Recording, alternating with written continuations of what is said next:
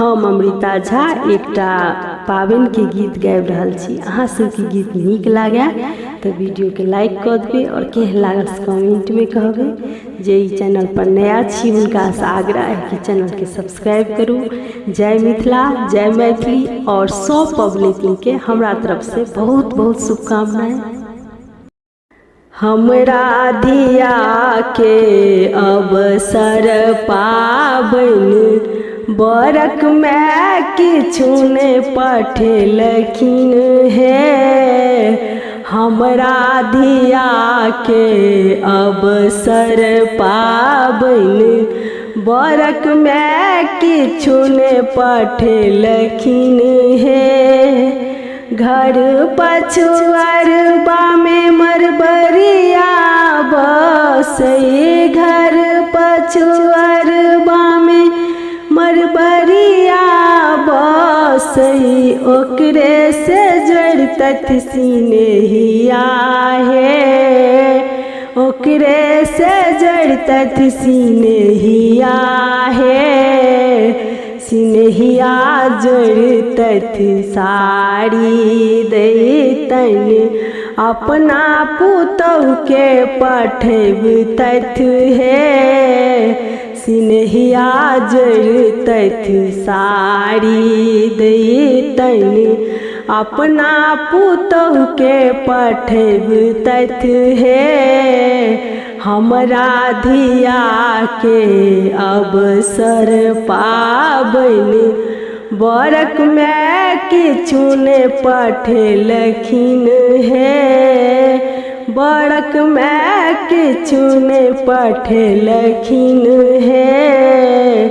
घर पछुआरबा में डोमा बसई, ओकरे से जड़तथ सिनेहिया है, ओकरे से जड़तथ सिनेहिया है।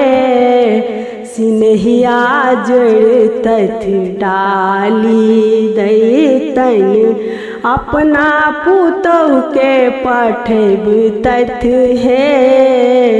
सिनेहिया जड़तथ डाली दैतन, अपना पुतहु के पठबतथ है।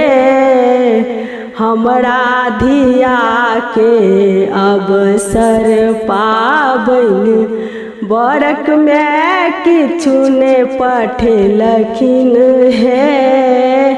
बरक में किछु ने पठेलखिन है। घर पछुआरबा में लहरिया बसई, ओकरे से जड़तथ सिनेहिया है। घर पछुआरबा में लहरिया बसई, ओकरे से जड़तथ सिनेहिया है। जड़तथ सिनेहिया लहठी दैतन, अपना पुतहु के पठबतथ है।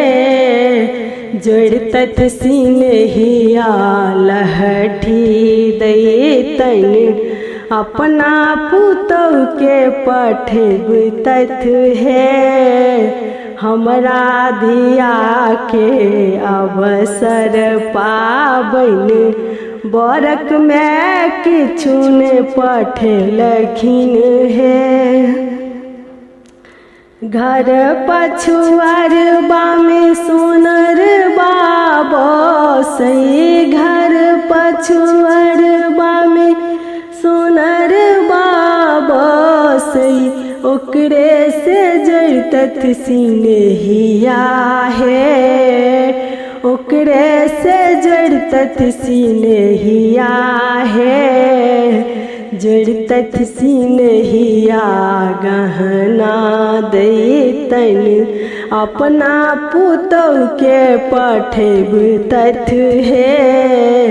जड़तथ सिनेहिया गहना दैतन, अपना पुतहु के पठबतथ है। हमरा धिया के अवसर पाबनि बरक में किछु ने पठेलखिन हे, बरक में किछु ने पठेलखिन हे।